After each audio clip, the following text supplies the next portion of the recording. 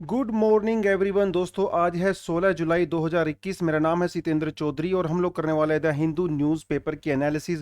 रोज की तरह आज फिर इस न्यूज़पेपर में से कुछ सिलेक्टेड टॉपिक्स मैं आपके लिए लेके आया हूं जो हमारे सिलेबस के हिसाब से हमारे लिए एग्जाम में इंपॉर्टेंट हो सकते हैं, चाहे वो प्रीलिम्स हो चाहे वो मेंस हो। देखिए आज हम कौन कौन से टॉपिक करने वाले हैं। आज हम लोग करने वाले हैं सबसे पहला टॉपिक सेडिशियस लॉ के बारे में बात करेंगे, यानी कि राजद्रोह। ठीक है, उसके बारे में बात करेंगे, कैसे सरकार इसका मिसयूज करती है। और सुप्रीम कोर्ट ने रिसेंटली सरकार को कुछ इंस्ट्रक्शंस दी हैं। एक्चुअली सरकार को डांट लगाई है और उनको पूछा गया है कि सेडिशियस लॉ जो कॉलोनियल लॉ है, जो अंग्रेज लेके आए थे, इसको क्यों कंटिन्यू करना चाहिए। तो जीएस पेपर 2 से इसको हम लोग कवर करेंगे। ठीक है, अगला जो टॉपिक पढ़ेंगे that would be about the inflation and what RBI report says about the inflation in India. कैसे इन्फ्लेशन जो है वो कोविड की वजह से इंटेंसिफाई हुई है, क्या इसका स्टेटस है, मॉनसून का क्या यहाँ पे रोल रहने वाला है, वो हम लोग करेंगे। तो इसको हम लोग जीएस पेपर 3 से भी कवर कर सकते हैं, इकोनॉमी वाले सेक्शन से। ठीक है, अगली जो न्यूज़ पढ़ेंगे that would be about the India Afghanistan talks. देखिए अफगानिस्तान में तालिबान आ गया है, जिसकी वजह से इंडिया को लेके काफ़ी ज़्यादा प्रॉब्लम वहाँ पे हो गई है। सबको पता है इस बारे में, क्योंकि Taliban doesn't like India at all. ठीक है, तो जीएस पेपर 2 में इसको कवर करेंगे कि अफगानिस्तान और इंडिया कैसे बात कर रहे हैं, फ्यूचर क्या होगा। सिंपल ड्रोन लॉज अभी लाए गए हैं सरकार के द्वारा, ये क्या लॉज हैं थोड़ा बहुत इसके बारे में देखेंगे। एक्चुअली ये सिर्फ एक प्रपोजल है, कोई अभी तक लॉ आया नहीं है पार्लियामेंट के थ्रू, वो जब आएगा तब देखेंगे। लेकिन it's a simple proposal, draft bill है। देखेंगे इसके अंदर कौन कौन से प्रोविजन है और इंडिया में फ्यूचर में ड्रोन को लेके जो भी रूल्स एंड रेगुलेशन है वो कैसे चेंज होंगे। अगली जो पॉलिसी पढ़ने वाले हैं that would be out the police investigation. तो जीएस पेपर 2 और जीएस पेपर 3 दोनों में इसको हम लोग कवर कर सकते हैं, क्योंकि कहीं ना कहीं ये लॉज रूल इनसे रिलेटेड है, तो हम लोग इसको जीएस पेपर 2 में कवर करेंगे। लेकिन कहीं ना कहीं हमारी इंटरनल सिक्योरिटी को भी इंपैक्ट करता है, तो जीएस पेपर 3 में भी इसको हम लोग इंक्लूड कर सकते हैं। ये आज का एडिटोरियल है। ठीक है, आज का एडिटोरियल जिसको हम थोड़ा सा डीप एनालिसिस करने की कोशिश करेंगे। अगले हम लोग पढ़ेंगे नेशनल ह्यूमन राइट कमीशन ने बंगाल वायलेंस के ऊपर क्या बोला है। आपको सबको पता है कि बंगाल में जब इलेक्शन हुए थे तो काफ़ी ज़्यादा वायलेंस हुआ था, कई सारे लोग वहाँ पे मारे गए थे, हरासमेंट हुआ था, वो सारी चीज़ें। उसके बारे में हम थोड़ा सा नेशनल ह्यूमन राइट कमीशन के बारे में पढ़ेंगे। ये कोई न्यूज़ हमारे लिए ज़्यादा इंपॉर्टेंट नहीं है, because it was just a news, लेकिन इसके पीछे इशू क्या था और इसमें एनएचआरसी का क्या रोल हो सकता है, क्या हमारी जो इंटरनल इन्वेस्टिगेशन एजेंसीज हैं जैसे सीबीआई वगैरह, उसका क्या रोल हो सकता है, हम थोड़ा सा यहाँ पे जानने की कोशिश करेंगे। ठीक है, चलिए स्टार्ट करते हैं। तो आज हमने थोड़ा नीचे लिख दिया था इसको, ऊपर लिखना भूल गया था। एनीवेज, तो स्टार्ट करते हैं। देखिए सबसे पहले बात करते हैं सेडिशियस लॉ की। ये पहली बार नहीं है कि मैं इस एडिटोरियल को और इस टॉपिक को कवर करवा रहा हूँ। पहले अगर आप देखें हमारी वीडियोस को रेगुलर देखते हो तो आपको पता है कि पहले भी ये काफ़ी डिटेल में हो चुका है ना। आज फिर थोड़ा सा मैं आपको ब्रीफ करवा देता हूँ। देखिए एक होता है, इसका मतलब होता है राजद्रोह, और एक चीज़ होती है देशद्रोह। ठीक है, दोनों में दोस्तों फर्क होता है। देशद्रोह का मतलब होता है when you go against the country as a whole, then you become a traitor, है ना, गद्दार जिसको बोलते हैं, ट्रेटर बनते हो आप, तो आपको ट्रेटर बोला जाता है। एक होता है राजद्रोह, राज का मतलब होता है government, when you go against the government of the day. ठीक है, जो भी सरकार पावर में होती है उसके अगेंस्ट में। देखिए आप बोल सकते हो, कोई प्रॉब्लम नहीं है। सरकार कोई पॉलिसीज लेके आती है, आप सरकार की पॉलिसी से खुश नहीं हो तो बोलिए, क्या प्रॉब्लम है। सरकार जनता के लिए अकाउंटेबल होती है ना, आपने सरकार को बनाया है ना, जनता ने सरकार को बनाया है, सरकार ने थोड़ी जनता को बनाया है। तो उसको कहा जाता है, मतलब that that is a situation here. तो सेडिशियस लॉ उसी के बारे में किया जाता है। थोड़ा सा इसकी हिस्ट्री देख लेते हैं, फिर देख बताता हूँ आपको ये कैसे जो है इसको इम्प्लीकेशन होती है ना, वो सारी चीज़ें। देखिए सेडिशियस लॉ का जो है ये हमारे इंडिया में जो है 1837 में सबसे पहले इंट्रोड्यूस किया गया था बाय थॉमस मैकॉले। ठीक है, उस टाइम पे जो पीनल ड्राफ्ट कोड जो है उसको ड्राफ्ट किया गया था इन 1837। उसके बाद इसको 1837 से निकाल दिया गया था। बाद में 1870 में इसको ऐड किया गया था जब आईपीसी के अंदर अमेंडमेंट हुआ था। तो आईपीसी इंट्रोड्यूस हुआ था 37 में, उसके बाद 98 में इसका अमेंडमेंट हुआ था। उस समय पे इसमें सेक्शन 124A जोड़ दिया गया था and it deals with the sedition. ठीक है, आज भी ये इंडियन पीनल कोड में सेक्शन 124A के अंडर में ही इंक्लूड है।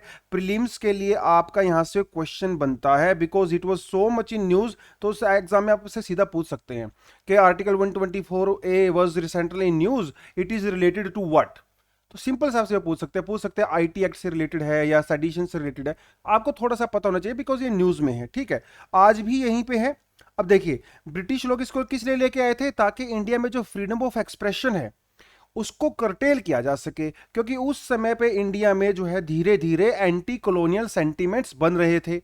लोग जो है सरकार के अगेंस्ट बोलना शुरू कर दिया था। जो उस समय में जो थोड़े बहुत न्यूज़पेपर हुआ करते थे वो ब्रिटिश सरकार के अगेंस्ट में लिखते थे, उनके ऑफिसर्स के अगेंस्ट में लिखते थे, है ना। तो उनकी आवाज को दबाया जा सके, इसलिए इसको इंट्रोड्यूस किया गया था। देखिए क्या कहता है, अगर आप इस पैराग्राफ को दोस्तों ध्यान से पढ़ोगे ना, आपको पूरा समझ में आ जाएगा कि इसके पीछे की फिलॉसफी क्या थी। तो मैं आपको सजेस्ट करूंगा कि इस पैराग्राफ को आप 2-3 बार पढ़िए, इसके हर शब्द को पढ़िए, इसके हर सेंटेंस के ऊपर फोकस कीजिए, आपको समझ में आएगा। देखिए क्या कह रहा है, हूएवर मतलब कोई भी व्यक्ति, बाय वर्ड्स ईदर स्पोकन और रिटन और बाय साइंस और बाय विजुअल रिप्रेजेंटेशन और अदरवाइज। समझ रहे हो कितनी ज्यादा प्रोविजन है यहां पे। देखिए, आपके कहे हुए शब्द या फिर लिखे हुए शब्द या फिर कोई ऐसा साइन, जैसे मान लो आपने टी शर्ट पहन ली और टी शर्ट के ऊपर आपने कुछ लिख रखा है ना, मान लो आपको मोदी जी को गाली दे रखी है या कुछ भी, है ना, किसी तरह का कोई भी साइन हो या विजुअल रिप्रेजेंटेशन, वो भी इसी के अंदर आ गया, या फिर कोई और चीज, एक ऐसी चीज जो लोगों के मन में हेट्रेड लेके आए, या फिर हेट्रेड को एक्साइट करने की कोशिश करे। किसके अगेंस्ट में? गवर्नमेंट के अगेंस्ट में। डिसअफेक्शन, डिसअफेक्शन का मतलब भी एक तरह से नफरत ही होती है, अफेक्शन मतलब प्यार, ठीक है। हेट लेके आए to the government established by the law in India, वो आदमी shall be punished with imprisonment और लाइफ, मतलब उसको लाइफ इंप्रिजनमेंट दिया जा सकता है, या फिर उसके ऊपर फाइन लगाया जा सकता है, या उसको जेल भी हो सकती है 3 साल की, जिसे आगे बढ़ाया भी जा सकता है, या उसके ऊपर फाइन लगाया जा सकता है। हर शब्द में कितना ज्यादा वेट है यहाँ पे, हर वर्ड कितना ज्यादा अपने आप के ही अंदर कितना मीनिंग जो है ये समेटा हुआ है। मतलब किसी भी व्यक्ति के द्वारा कहे हुए शब्द या फिर लिखे हुए या फिर अदरवाइज, ठीक है, अगर वो जनता की चुनी हुई मतलब सरकार के अगेंस्ट में डिसअफेक्शन, नफरत फैलाते हैं या नफरत फैलाने की कोशिश करते हैं, तो उसको जेल हो सकती है, जेल भी हो सकती है और उसके ऊपर फाइन भी लगाया जा सकता है। समझ रहे हो इस बात को, कितनी इंपॉर्टेंट चीज है ये।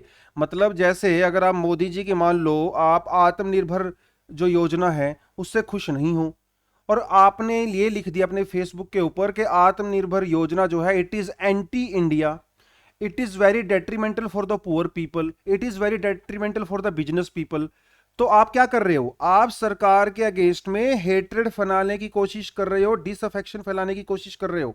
तो सरकार आपको जो है आर्टिकल 124A के अंडर चार्ज करेगी, पुलिस ऑफिसर आपके घर में आएगा, को पकड़ के ले जाएगा, है ना, आपके ऊपर 124A लगा देगा सीधा सीधा। और 124 जो है वो नॉन बेलेबल है भैया। मतलब देखो वैसे बेल हो जाती है, लेकिन इसके अंदर बेल मिलना बहुत ही निहायत ही मुश्किल हो जाता है, ठीक है। और अगर आपके पास एक बार 124A लग गया तो समझ लो गवर्नमेंट नौकरी तो आपकी वैसे भी नहीं लगेगी, ठीक है। तो कोई भी ऐसी आवाज जो सरकार के अगेंस्ट में उठती है, सरकार बार बार इस सेडिशियस लॉ का यूज करके लोगों को जेल में डालता है, लोगों को हरास किया जाता है, फ्रीडम ऑफ एक्सप्रेशन उसको दबाया जाता है, ठीक है। और ये सिर्फ आज की सरकार की बात नहीं है, ये पिछली सरकारों की बात भी है। ये कॉलोनियल लॉ है जो अंग्रेज लेके आए थे अपने फायदे के लिए। लेकिन सोच के देखो यार, मतलब सोचने की बात है कि इतने सालों से 1870 से देख लो कितने साल हो गए हैं इस चीज को, है ना, मतलब 130 और 160 साल हो गए हैं, लगभग 150 के लगभग साल हो गए हैं। 150 साल से आज भी इंडियन लॉ के अंडर में एक कॉलोनियल लॉ है, और इसका सरकार बार बार मिसयूज करती है। पहले सरकारें भी करती आई हैं, आज भी। देखिए आपको एक एग्जांपल देता हूं, असीम त्रिवेदी, ये कार्टूनिस्ट थे भैया, अभी भी हैं, मतलब मरे नहीं हैं। इन्होंने जो है कांग्रेस की सरकार के अगेंस्ट में कुछ कार्टून बना दिए थे, मजाक मजाक में सार्केस्टिक टाइप का, तो कांग्रेस की सरकार ने इनको जेल में डाल दिया था, इनके ऊपर सेडिशियस लॉ लगाया था। ऐसे बहुत सारे एग्जाम्पल पहले भी होते रहे हैं, आज भी होते आए हैं। तो सुप्रीम कोर्ट ने अभी जो है इसके बारे में कुछ बोला है, बताऊंगा मैं आपको क्या बोला है, ठीक है। हिस्टोरिकली अगर आप जाके देखो, जो तिलक जी हैं, बाल गंगाधर जो तिलक जी थे, इनके ऊपर 1897 में और 1908 में इनके ऊपर सेडिशियस लॉ लगाया गया था। एक बार इनको मेरे ख्याल से 18 महीने के लिए जेल में डाला गया था, दूसरी बार 6 साल के लिए जेल में डाला गया था। यही लोग गांधी जी के ऊपर भी लगाया था 1922 में, क्योंकि उन्होंने न्यूज़पेपर के अंदर कुछ लिख दिया था एंटी ब्रिटिश। यही जो है 1962 में बलवंत सिंह और स्टेट ऑफ पंजाब में भी लगाया गया था।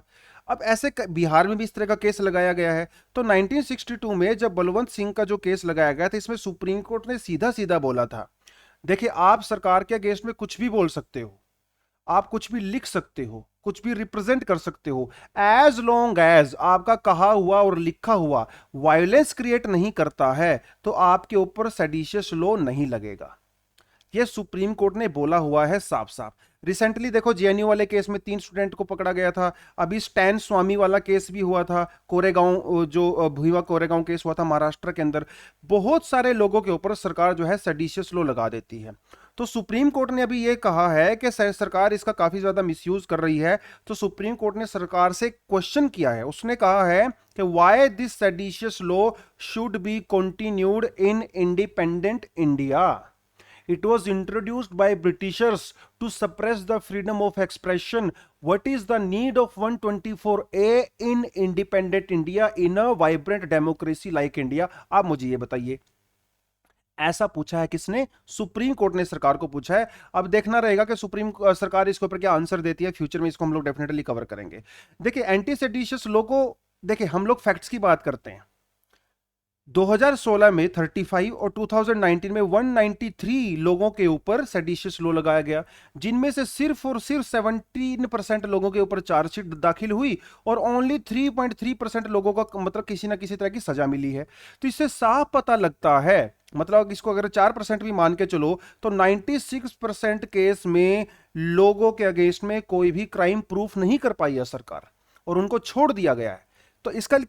तो इससे सीधा सीधा सा क्या पता चलता है कि लोग सरकार इस एक्ट का यूज किस लिए करती है? To harass people, to put them into jail, है ना, to suppress the any voice which is against the government.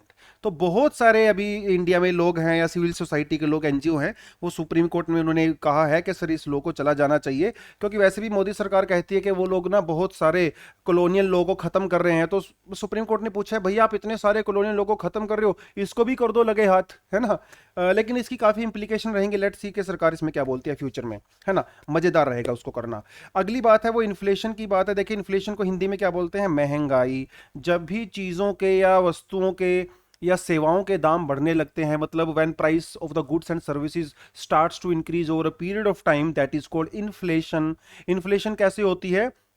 वैसे कई सारे तरीके हो सकते हैं। देखिए इन्फ्लेशन का सीधा सीधा सा मतलब जब भी किसी चीज के दाम बढ़ने लगते हैं, तो वो दाम दो तरीके से बढ़ सकते हैं। या तो लोग ज्यादा डिमांड करने लगे, बस सीधी सी बात है, आप लोग ज्यादा डिमांड करेंगे तो दुकान वाला तो ज्यादा प्राइस चार्ज करेगा ना, क्योंकि उसको तो उसका प्रॉफिट हो रहा है, एज सिंपल एज दैट, है ना।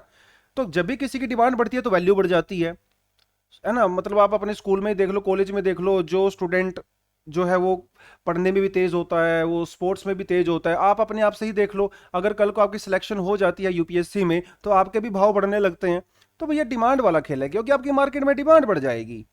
मतलब हालांकि ये कॉन्सेप्ट ह्यूमंस पे लागू नहीं होता, गुड्स एंड सर्विसेज पे होता है, बट ये थोड़ा सा रेटोरिकल मैंने आपका एग्जांपल दिया है।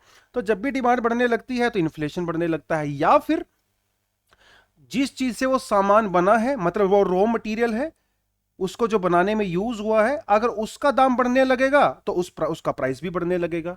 जैसे मान लो कोई लेदर का शूज है, अगर लेदर का ही दाम बढ़ने लगेगा तो शूज का दाम तो बढ़ेगा ही। इसे कहा जाता है महंगाई। ठीक है, एक इकोनॉमी का कॉन्सेप्ट है, इकोनॉमी वाली क्लास में आप लोग उसको करते ही हो। ठीक है, इसकी अब ये महंगाई को रोकने की जो रिस्पॉन्सिबिलिटी है वो किसकी है? वो दोनों की है भैया, वो सरकार की भी है और आरबीआई की भी है। ठीक है, आरबीआई देखिए, जब लोगों के पास पैसा ज्यादा आ जाता है, ठीक है, तो लोग ज्यादा डिमांड करने लगते हैं। आपकी पे आपकी जेब में पैसा होगा तो आप ज्यादा मूवी देखोगे, ज्यादा खाना खाओगे, चिकन खाओगे, पनीर खाओगे, जूस पियोगे, पार्टीज करोगे, है ना। तो डिमांड बढ़ने लगती है, और तो डिमांड बढ़ने लगती है तो इन्फ्लेशन बढ़ने लगता है। तो इसको कौन कंट्रोल करता है? आरबीआई कंट्रोल करता है। तो ये जो कंट्री के अंदर मनी सप्लाई है ना, इसको आरबीआई कंट्रोल कर सकता है। आरबीआई के पास ना अलग अलग जो है टूल्स होते हैं, जैसे आप repo rate, reverse repo rate, है ना, बैंक रेट, दुनिया भर के टूल होते हैं आरबीआई के पास। वो ऑलरेडी आप इकोनॉमी सेक्शन से इसको जानते हो। ठीक है, तो एक लिमिट होती है भैया, दैट इज 4% प्लस माइनस 2। अगर इस रेंज के अंदर इन्फ्लेशन होता है, this is very good for economy. अगर इस रेंज से ज्यादा चला जाता है या कम हो जाता है, that is not good for economy. ठीक है, मतलब जैसे वही बात है ना, जैसे आप दूध पीते हो तो भैया कि लिमिट लिमिट तक ही दूध आपके लिए हेल्दी होता है। अगर दूध आप बहुत ज्यादा पीने लगोगे तो उससे भी आपको नुकसान हो जाएगा। तो एक लिमिट तक होनी चाहिए इन्फ्लेशन भी, it is good for economy. तो वो लिमिट रहती है हमारी मैक्सिमम 6% तक रहती है, मिनिमम 2% तक रहती है, इसके बीच में रहनी चाहिए बेसिकली। लेकिन अभी क्या हो रहा है, इन्फ्लेशन जो है वो 6% से ज्यादा हो रही है ना, which is a matter of concern. क्यों हो रही है, देखिए अभी आरबीआई ने अपनी एक मंथली बुलेटिन निकालती हर महीने निकालती है। उसके अंदर कहा है कि देखिए जब से ये सेकंड जो वेव है खत्म हुई है, धीरे धीरे जैसे इकोनॉमी खुलने लगी है तो लोग ज्यादा डिमांड करने लगे हैं, जिसकी वजह से इन्फ्लेशन थोड़ा सा बढ़ गया है। ठीक है, मैन्युफैक्चरिंग सेक्टर भी थोड़ा सा रिकवरी करने लगा है, तो इसकी वजह से भी इन्फ्लेशन थोड़ी सी बढ़ गई है। सप्लाई शॉक्स, सप्लाई शॉक्स का मतलब ये है, जैसे आप ये बोलिए कि जो एग्रीकल्चर प्रोडक्ट्स हैं, है ना, उनकी सप्लाई जो है मार्केट में कम हुई है, उसकी वजह से भी जो है इन्फ्लेशन बढ़ गया है, क्योंकि रॉ मटेरियल का दाम बढ़ गया है। और आरबीआई ने ये भी साफ साफ बोल दिया है कि अभी कुछ समय तक और इन्फ्लेशन थोड़ी सी ज्यादा रहेगी, जब तक खरीफ की फसल मतलब ये जो राइस कल्टीवेशन नहीं होता है। अभी तो देखिए राइस नया नया लगाया है ना, अभी 2-3 महीने में राइस, 4-5 महीने में राइस कटने लगेगा, उसके बाद इन्फ्लेशन थोड़ा सा कंट्रोल में होगा। ठीक है, तो आरबीआई का कहना यही है कि अभी हम लोग इन्फ्लेशन पे ज्यादा फोकस नहीं कर रहे हैं, अभी हमारा फोकस किसके ऊपर है, ग्रोथ के ऊपर है। लेट्स सी क्या होता है फ्यूचर में। चलिए जी, अगली जो न्यूज़ आती है वो आती है अफगानिस्तान से आती है, और चाइना से आती है, मतलब इंटरनेशनल रिलेशनशिप से आती है। तो पहले हम लोग जो है चाइना वाली बात कर लेते हैं। देखिए ये मैं पहले भी करवा चुका हूँ आपको मैप कई बार, अगर रेगुलर आप वीडियोस देखते हो तो इसको समझ भी गए होंगे। ये यहाँ पे आता है अक्साई चीन, which is administered by India and which is claimed by India, है ना, इंटीग्रल पार्ट है भैया इंडिया का ये। इधर से आपका ये आता है लद्दाख, ये देखिए है गलवान, जहां पे सबसे ज्यादा इशू हुआ था। यहाँ पे एक जगह है जिसे कहा जाता है ये हॉट स्प्रिंग, ठीक है, और यहां पे एक जगह है जिसे कहा जाता है डेंगचोक, ये गलवान है। और ये है पेंगोंग सो लेक, पेंगोंग सो लेक। पेंगोंग सो लेक जो है वो ये लाइन ऑफ एक्चुअल कंट्रोल है जो रेड कलर की आप देख रहे हो। ठीक है, अब ये पेंगोंग सो लेक जो है आधी से कम मतलब 35% के आसपास इंडिया में है, और बाकी 50-55% के लगभग वो चाइना के अंदर में है, जिसके बीच में से एलईसी क्रॉस करती है। एनीवेज, तो यहां पे इशू हुआ था, कहां पे इशू हुआ था, गलवान में इशू हुआ था, जहां पे 20 इंडियन सोल्जर्स मारे गए थे, ये आप सबको पता है। ठीक है, तो अब चाइनीज सोल्जर वो है इस साइड में बैठे हैं, इंडियन सोल्जर इस साइड में बैठे हैं, और ये सोल्जर ऐसे बैठे रहेंगे तो टेंशन रहती है ना यार। तो इसलिए दोनों कंट्री जो है आपस में मिल बैठ के बातचीत कर रहे थे कि कैसे सोल्जर्स को यहां से हटाएं। तो गलवान वैली से मोस्ट ऑफ द सोल्जर्स जो है वो वापस बुला लिए गए हैं बाय चाइना, और इंडिया के द्वारा भी वापस बुला लिए गए हैं। लेकिन अभी भी कुछ एरिया ऐसे हैं जहां पे अभी भी चाइनीज सोल्जर्स डटे हुए हैं, इंडिया के बार बार कहने पे भी वो लोग वापिस नहीं जा रहे हैं। इवन कल एक न्यूज आई थी कि चाइना ने यहां पे जो है कंक्रीट बंकर्स बना लिए अपने, पहले तो वो मेकशिफ्ट टाइप के हुआ करते थे काम चलाऊ, है ना, अभी कंक्रीट बना लिए, मतलब वो फ्यूचर में अभी जम के बैठ के वहां से हटने वाला है नहीं। तो कुछ एरिया इसी को लेके जो है बात हो रही थी, और वो बात कहां पे हो रही थी, वो बात हो रही थी एससीओ के प्लेटफॉर्म पे। एससीओ क्या है, ये भी ये शंघाई कॉरपोरेशन ऑर्गेनाइजेशन है। ठीक है, ये जो है 2003 में 19 सितंबर 2003 में ये फोर्स में आया था। पहले इसके मेंबर कौन कौन थे, China, Kazakhstan, Kyrgyzstan, Russia, Tajikistan और उज्बेकिस्तान। पहले ये 6 मेंबर इसके हुआ करते थे, लेकिन 2017 में इंडिया और पाकिस्तान को भी इसमें ऐड कर लिया गया। Now these two countries are also permanent member of Shanghai corporation organisation. तो ये एक प्लेटफॉर्म है जहां पे इंडिया, चाइना, पाकिस्तान, ये सारी कंट्रियां आपस में मिलकर बैठ के बात कर सकती हैं।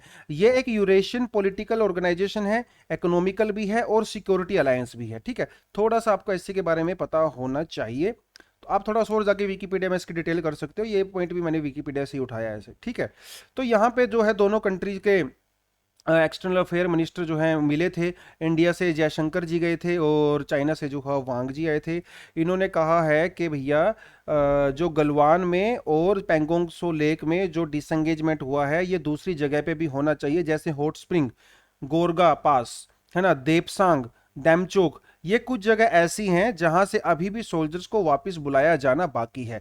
देखिए एग्जाम में आपको इनकी लोकेशन तो वो हार्डली पूछेगा, लेकिन ये पूछ सकता है कि recently hot spring, Gogra, Depsang, Demchok, it was recently in news, तो ये कहां पे है, आपको वो ऑप्शंस दे सकता है, आपको वो अरुणाचल बोल सकता है, सिक्किम बोल सकता है, हिमाचल बोल सकता है, उत्तराखंड, जे एंड के। तो आपको ये पता होना चाहिए कि जे एंड के से रिलेटेड है ये, ठीक है। यही आपको थोड़ा बहुत इतना ही वो पूछता है एग्जाम में, ठीक है। देखिए 1993 और 1996 में इंडिया और चाइना में अग्रीमेंट हुआ था, जिसमें जो है डिसएंगेजमेंट की बात की गई थी और कहा गया था कि हम बॉर्डर के ऊपर मिनिमम सोल्जर्स रखेंगे, मिनिमम सोल्जर्स रखेंगे और मिसाइल्स वगैरह भी तैनात नहीं करेंगे। तो इंडिया ने कहा है कि भैया आपने जो प्रॉमिस किया था प्लीज आप उसको फुलफिल करिए और अपने सैनिकों को यहां से वापस बुलाइए। चाइना ने जो है वो इंडिया के ऊपर सारी रिस्पॉन्सिबिलिटी डाल दी है, कहा है कि भैया पहले एक कदम आप बढ़ाइए, चार कदम हम बढ़ाएंगे। यही सेम बात हम चाइना को बोलते हैं कि एक कदम आप बढ़ाओ, चार कदम हम बढ़ाएंगे, लेकिन दोनों में से कोई भी एक कदम बढ़ाने को तैयार नहीं है, ऊपर ऊपर से बातें कर रहे हैं। Let's see. देखिए अगर बॉर्डर पीसफुल रहेगा ना तो दोनों कंट्री के लिए अच्छा है, लोगों के लिए भी अच्छा है ना। चलिए अगली जो न्यूज़ आती है वो आती है वेस्ट बंगाल से। सबको पता है कि अभी वेस्ट बंगाल में जब इलेक्शन हुए थे उसमें रिजल्ट आया था, ममता बनर्जी की सरकार जो है जीत गई थी, लेकिन ममता बनर्जी हार गई थी, है ना। तो प्रॉब्लम ये होती है कि हमारी कंट्री में, मतलब मोस्टली कंट्री में है, अभी आपने यूके में भी देखा फुटबॉल मैच हो रहा था, जब ब्रिटेन हार गया तो ब्रिटेन के फैंस ने क्या क्या किया है ना, कितने रेसिस्ट रिमार्क्स किए, अटैक किया गया इटली के फैंस के ऊपर, है ना, उनको मारा गया, पीटा गया। तो वो भी आपने देखा होगा। देखिए जो हार है ना, जो डिफीट है, उसको ना हर कोई इंसान डाइजेस्ट नहीं कर सकता है। उसके लिए आपके अंदर कुछ हिम्मत होनी चाहिए, स्किल होनी चाहिए, गट्स होने चाहिए। तो भैया ये वेस्ट बंगाल के अंदर भी ऐसा ही कुछ करके हुआ। जब ममता बनर्जी जी वहाँ पे हार गई, या बीजेपी भी बहुत जगह हार गई, तो वहाँ पे पोस्ट इलेक्शन वायलेंस हुआ था, जिसमें कई सारे लोग मारे गए थे, विमेन का रेप भी किया गया, उनको हरास किया गया। अब ये मैटर कहाँ गया हुआ था? देखिए कोर्ट का मैटर अलग है, वो तो कोर्ट करेगा ही अपना काम, लेकिन ह्यूमन राइट जो है इंडिया में, ह्यूमन राइट कमीशन है, नेशनल ह्यूमन राइट कमीशन, वो भी इसकी इन्वेस्टिगेशन अपने लेवल पे कर रहा था।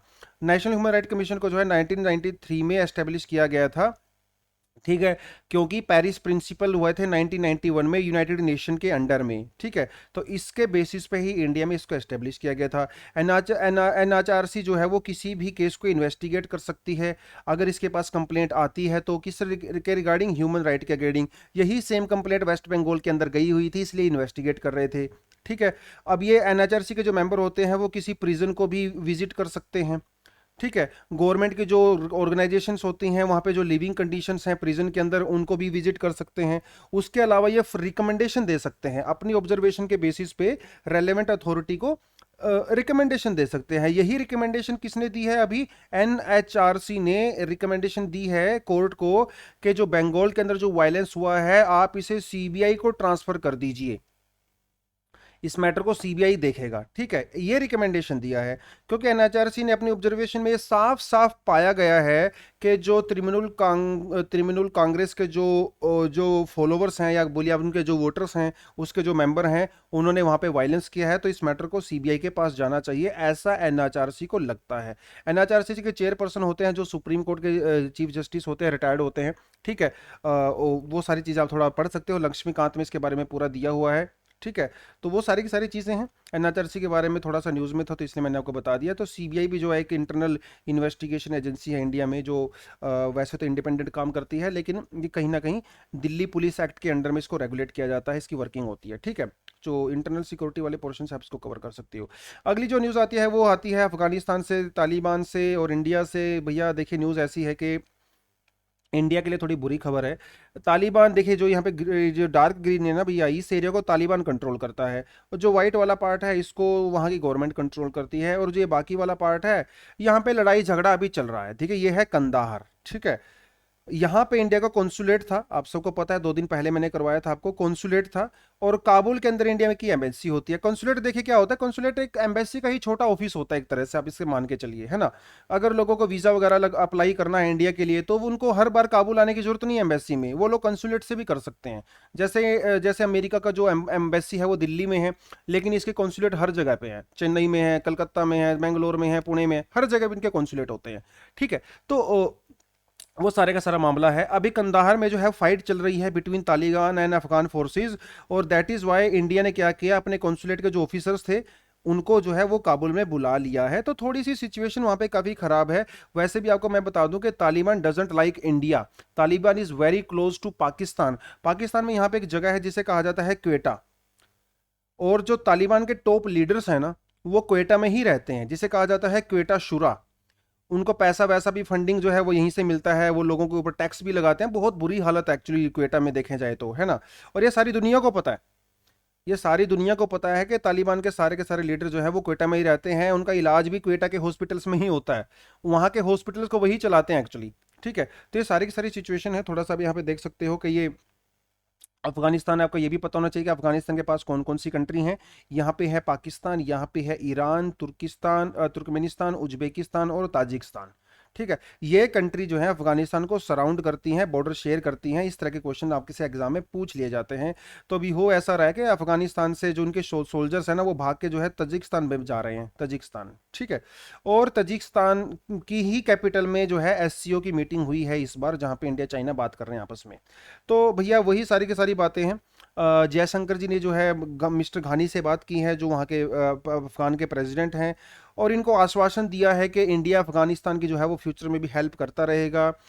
थोड़ी सी हम लोगों ने तालिबान के बारे में बात की है कि तालिबान का वहाँ पे कंट्रोल बढ़ गया। देखिए, तालिबान क्लेम करता है कि आज के समय में वो 55% अफगानिस्तान को कंट्रोल करता है। हालांकि ये क्लेम सही नहीं है, बट स्टिल थोड़ा सा खराब है यहाँ पे इंडिया के लिए न्यूज़ है। देखते हैं फ्यूचर में क्या रहेगा। बातचीत तो करना ही चाहिए, बातचीत बंद नहीं होना चाहिए। ठीक है, अगली जो न्यूज़ आती है वो आती है ड्रोन को लेके। देखिए, दुनिया भर में जो है ड्रोन टेक्नोलॉजी आज के टाइम पे हॉट टॉपिक है। सारी दुनिया ड्रोन टेक्नोलॉजी को डेवलप करना चाहती है। अमेरिका और इजराइल ऑलरेडी ड्रोन टेक्नोलॉजी में काफ़ी ज़्यादा एडवांस हो चुके हैं। इंडिया भी चाहता है कि वो ड्रोन टेक्नोलॉजी में पीछे ना रहे। इंडिया के अंदर भी ऐसे ऐसे स्टार्टअप आए, ऐसे ऐसे स्टार्टअप आए कि वो ड्रोन टेक्नोलॉजी को डेवलप करें। तो ड्रोन टेक्नोलॉजी से इंडिया के डिफेंस फोर्सेस को फायदा होगा। लेकिन इंडिया के अंदर किसी भी बिजनेस को सेटअप करने में बहुत बड़ी प्रॉब्लम किसकी आती है? रूल्स एंड रेगुलेशंस की आती है। आप कोई छोटी कंपनी इंडिया में जो है भैया लगा के देख लीजिए, पता नहीं कितने सारे फॉर्म आपको भरने पड़ेंगे, यहाँ से परमिशन लो, वहाँ से परमिशन लो। तो बेचारे बिजनेस वाले ने जो है वो इन सारी बातों से परेशान होकर बिजनेस खोलना ही नहीं चाहते। इतना ज़्यादा रेगुलेशन है इंडिया में, इतना ज़्यादा कॉम्प्लेक्स ब्यूरोक्रेसी है, इतने ज़्यादा कॉम्प्लेक्स रूल्स एंड रेगुलेशंस हैं। तो रूल्स और रेगुलेशंस को जो है ढीला करने की जरूरत है, ताकि बिजनेस हमारे यहाँ पे सेटअप हो सके। तो इसी तरह के जो है ड्रोन बिजनेस सेटअप हो जाए इंडिया में, ये नया बिजनेस इंडिया में उभर के आए, ड्रोन टेक्नोलॉजी में इंडिया वर्ल्ड लीडर बने, इसलिए जो है सरकार ने नए रूल्स जो है वो लेके आई है। It is just a draft as of now. Draft का मतलब होता है कोई, अभी ये सिर्फ एक प्रपोजल है।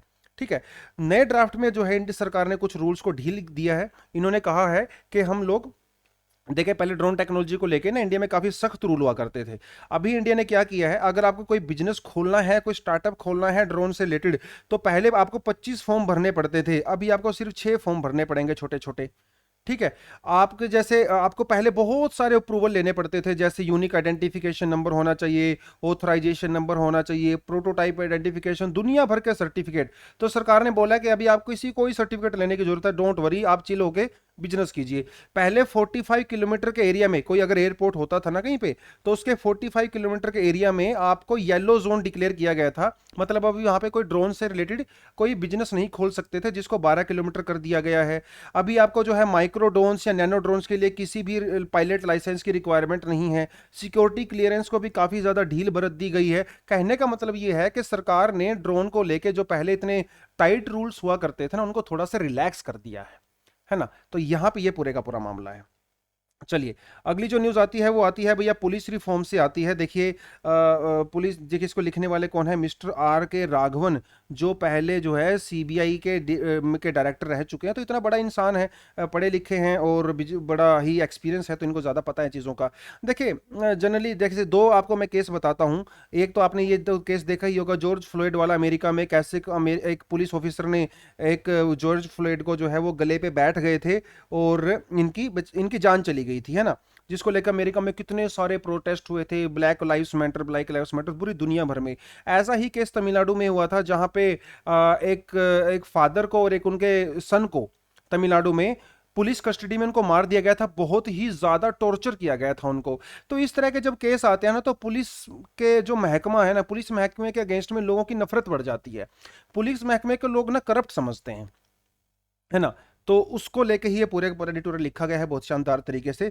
देखिए, जो एग्जीक्यूटिव होते हैं ना, एग्जीक्यूटिव की रिस्पॉन्सिबिलिटी होती है कॉन्स्टिट्यूशन के लिए, और जो ब्यूरोक्रेसी होती है, ये अकाउंटेबल होते हैं इलेक्टेड गवर्नमेंट्स के लिए। जो ब्यूरोक्रेट्स होते हैं, है ना, इलेक्टेड गवर्नमेंट को जवाब देना पड़ता है। ये एक तो पूरी लाइन यहाँ से स्टार्ट की गई है। एनीवेज, बात करते हैं पुलिस की। पुलिस का काम होता है लॉ एंड ऑर्डर को मेंटेन करना, और अगर कोई क्राइम हो जाता है तो उसको इन्वेस्टिगेट करना। इन्वेस्टिगेशन कौन करता है? जो इन्वेस्टिगेशन ऑफिसर होता है। हमारे जो क्रिमिनल प्रोसीजर कोड है ना, उसके अंदर इन्वेस्टिगेशन ऑफिसर्स को कई सारी फ्रीडम दे रखी है, डिस्क्रिशन दे रखी है। जैसे वो किसी को अरेस्ट कर सकता है, किसी के घर जाके उसको सर्च कर सकता है, और उस केस से रिलेटेड जो भी लोग होते हैं उनसे क्वेश्चन कर सकते हैं, जैसे आप फिल्मों में देखते हैं, है ना। वो सारी की सारी चीजें वो ऑफिसर कर सकता है। लेकिन जो जनरल एटीट्यूड है पुलिस को लेके, वो क्या है कि पुलिस करप्ट है, पुलिस लोगों को हरास करती है। और ये एटीट्यूड सिर्फ आम लोगों का नहीं है, ये एटीट्यूड कोर्ट्स का भी है। स्पेशली जो लोअर कोर्ट्स होते हैं, हाई कोर्ट्स होते हैं, जो लोअर कोर्ट्स होते हैं, उनका भी पुलिस को लेकर यही एटीट्यूड है। समझ रहे इस बात को? चलिए आगे बात करते हैं। कोर्ट्स क्या करते हैं? कोर्ट्स जो है इन्वेस्टिगेशन के अंदर इंटरफेरेंस करते हैं। और देखिए, अब देखिए, इन्वेस्टिगेशन ऑफिसर तो बहुत सारे लोगों से पूछताछ करनी पड़ती है, उनके घर भी जाना पड़ता है, घर को सर्च भी करना पड़ता है, किसी को अरेस्ट भी करना पड़ सकता है। ये सारी चीजें इन्वेस्टिगेशन का पार्ट होती हैं। बहुत बार ऐसा देखा गया है कि जो कोर्ट होता है ना, वो इन्वेस्टिगेशन ऑफिसर को डायरेक्ट करता है, उसको डायरेक्शन देता है कि आप इसको अरेस्ट करो, इसको अरेस्ट ना करो, आपने ये क्यों किया, वो क्यों किया, ऐसा करना चाहिए था, वैसा करना चाहिए था। बहुत सारे क्वेश्चन पूछे जाते हैं इन्वेस्टिगेशन ऑफिसर से, जिसकी वजह से इन्वेस्टिगेशन के ऊपर हार्मफुल इंपैक्ट पड़ता है और वो इन्वेस्टिगेशन प्रॉपर तरीके से नहीं हो पाती, है ना। तो इसे कहा जाता है इंटरप्शन बाय द कोर्ट, जो हाई कोर्ट ज्यादातर करते हैं। तो सुप्रीम कोर्ट ने हाई कोर्ट को साफ साफ बोल दिया है कि इन्वेस्टिगेशन ऑफिसर के काम में आप दखल अंदाजी मत कीजिए। You are no authority to interfere in the investigation of investigation officer. तो आप इससे दूर रहिए। तो जितने भी हाई कोर्ट है इंडिया में, सबको साफ साफ जो है ये संकेत दे दिया है सुप्रीम कोर्ट ने कि भैया उनको अपने हिसाब से काम करने दो, आप इंटरफेयर मत करो। एक बार जब चार्जशीट दाखिल हो जाएगी, वो वो केस कोर्ट के अंदर आएगा, तब आप करिए ना। आप इन्वेस्टिगेशन में दखल क्यों दे रहे हो? पुलिस का मामला है, पुलिस को करने दीजिए अपने हिसाब से, ऐसा सुप्रीम कोर्ट ने बोला है। ठीक है, तो ये जो कोर्ट इंटरवेंशन है, इट इज नॉट नीडेड। सिर्फ नीडेड ही नहीं, it is no lawful actually. कानून के अंदर कहीं भी नहीं लिखा हुआ है किसी में भी कि कोर्ट इंटरवीन कर सकता है। तो जो हाई कोर्ट इंटरवीन करते हैं ना, इंटरफेरेंस करते हैं, वो कानून के भी अगेंस्ट में है। ठीक है, पुलिस, देखिए सारे के सारे पुलिस महकमे को बदनाम करना, सारे के कुछ देखे होता है ना कि किसी एक दो अगर छुटका पुटका केस आ जाता है तो हम सारे पुलिस महकमे को गाली नहीं दे सकते हैं, है ना। तो जैसे द्रोणाचार्य ने भी अंगूठा मांग लिया था अश्वत्थामा से, अश्वत्थामा नाम नहीं था, जिनसे अंगूठा मांगा था, है ना। तो इसका मतलब ये नहीं कि दुनिया के सारे टीचर्स खराब हैं अगर एक द्रोणाचार्य खराब निकले तो। मतलब इस तरह के एग्जांपल्स दिए जाते हैं बाय डिफरेंट पीपल। तो किसी एक दो केस, अगर जॉर्ज फ्लॉयड का केस आ गया, कोई और केस आ गया, इसका मतलब ये नहीं है कि पूरा पुलिस महकमा ही खराब है। भैया जब भी किसी केस की इन्वेस्टिगेशन होती है ना, तो एक प्रॉपर हायरार्की होती है। हर केस के ऊपर कम से कम 2 सीनियर ऑफिसर्स उसको सुपरवाइज करते हैं। किसी किसी केस में तो 4-4 लोग भी सुपरवाइज करते हैं। ठीक है, तो investigation is supervised bye senior officers, bye senior officer. उसके बावजूद भी अगर कोई किसी को लगता है कि मुझे हरासमेंट किया जा रहा है, तो उसके अगेंस्ट में कानून में प्रोविजंस हैं। जैसे एफआईआर करवाना मैंडेटरी होता है। अगर कोई आदमी जाता है किसी पुलिस थाने में जाता है और उसको बोलता है कि मेरे साथ ऐसे ऐसे करके क्राइम हुआ है, तो एफआईआर करना मैंडेटरी है। एफआईआर भी हरासमेंट के अगेंस्ट में एक सेफगार्ड होता है। और पुलिस, देखिए ये चीज़ तो मुझे भी आज पता चली, बहुत शानदार चीज़ है। जब भी कोई इन्वेस्टिगेशन ऑफिसर किसी केस की इन्वेस्टमेंट करता है ना, इन्वेस्टिगेशन करता है, तो उसको एक डायरी मेंटेन करनी पड़ती है। एक बुक होती है, उस बुक को मेंटेन करना पड़ता है, और इस बुक के अंदर अपना डेली एक्टिविटी लिखनी होती है कि आज मैंने किससे पूछताछ की, क्यों पूछताछ की, ये एक्शन मैंने लिया तो क्यों लिया, मेरे पास कौन से एविडेंस थे। वो सारी की सारी चीजें उसको उस डायरी में लिखनी पड़ती हैं। और अगर कोर्ट को लगता है कि ये पुलिस इन्वेस्टिगेशन ऑफिसर ने कुछ गड़बड़ की है, कुछ फ्रॉड किया है, तो वो उससे डायरी मांग सकता है और उस डायरी को पढ़ के भी इन्वेस्टिगेशन कर सकता है। ठीक है, ये मुझे आज बड़ी इंटरेस्टिंग चीज लगी, आपको भी मैंने बता दिया यहाँ पे। चलिए ठीक है, तो देखिए छुटके पुटके केस को अगर आते हैं तो इनका यही मानना है कि पुलिस को प्रोटेक्शन मिलना चाहिए। आप पूरे पुलिस महकमे में करप्ट नहीं समझ सकते हो। जो भी इंडिया के जो क्रिमिनल प्रोसीजर एक्ट के अंदर जो भी प्रोसीजर दिए गए हैं, पुलिस देखिए, अगर आप पुलिस के काम में ज्यादा दखल अंदाजी करोगे ना, तो पुलिस भी जो इन्वेस्टिगेशन प्रॉपर तरीके से नहीं करेगी, है ना। कुछ केस में वो खराब हो सकती है, लेकिन मोस्टली केसेस में वो सही है, क्योंकि ब्रिटेन से हम लोगों ने पूरा सिस्टम लिया है। आज तक पुलिस ने बहुत अच्छा काम किया है ओवरऑल। 2-4% तो इधर उधर केस हो ही जाते हैं, बट ओवरऑल इंडिया में जो लॉ एंड ऑर्डर को एस्टेब्लिश किया गया है, that is just because of the police working and all that, है ना। तो कंक्लूजन में इन्होंने यही लिखा है कि कुछ लोग करप्ट हो सकते हैं डेफिनेटली, कुछ सीनियर लोग भी करप्ट हो सकते हैं, या तो उनके ऊपर एक्सटर्नल प्रेशर आया हो किसी पॉलिटिकल पार्टी का या किसी बिजनेसमैन का, या फिर वो कोई मॉनेटरी गेन के लिए, है ना, ब्राइब वगैरह ले लेते हैं। डेफिनेटली कुछ लोग करप्ट हैं, लेकिन इसका मतलब ये नहीं है कि पूरे का पूरा सिस्टम करप्ट है। इसलिए कोर्ट्स को, स्पेशली हाई कोर्ट्स को, लोअर कोर्ट्स को पुलिस के काम में, इन्वेस्टिगेशन में दखल अंदाजी नहीं करनी चाहिए। अगर बाद में कोर्ट को लगता है कि चीजें खराब हुई हैं, तो बाद में एक्शन ले सकता है, प्रॉब्लम ही नहीं है ना। लेकिन इन्वेस्टिगेशन के दौरान जो है, आप जो है उनके जो है काम में टांग मत अड़ाइए, ऐसा सुप्रीम कोर्ट ने बोला है लोअर कोर्ट्स को, हाई कोर्ट्स को, ठीक है। तो यही आज का मामला था पूरे का पूरा, जो केस हम लोगों ने किए यहाँ पे थोड़े से। सेडिशियस लो, इन्फ्लेशन, देखिए हम लोग ज़्यादा डिटेल में गए नहीं हैं, क्योंकि मोस्टली केस इसमें मैं पहले भी, और जो है मैडम के द्वारा भी पहले बहुत सारे केस को कवर यहाँ पे कर दिया गया है। देखिए यही मजा होता है ना, देखो दोस्तों, न्यूज़पेपर पढ़ने का। आप रोज रोज न्यूज़पेपर पढ़ते हो तो वो जो न्यूज़ होती है ना, आपके दिमाग में फ्रेश रहती है, कुछ ना कुछ एक दो डिफरेंट डायमेंशन आप उसमें जोड़ते रहते हो, और इस तरह से अपनी नॉलेज को आप एनरिच करते हो, और आप ओवरऑल भी एनरिच होते हो, ठीक है। So that is all for the day. Thank you very much, all the best and जय हिंद।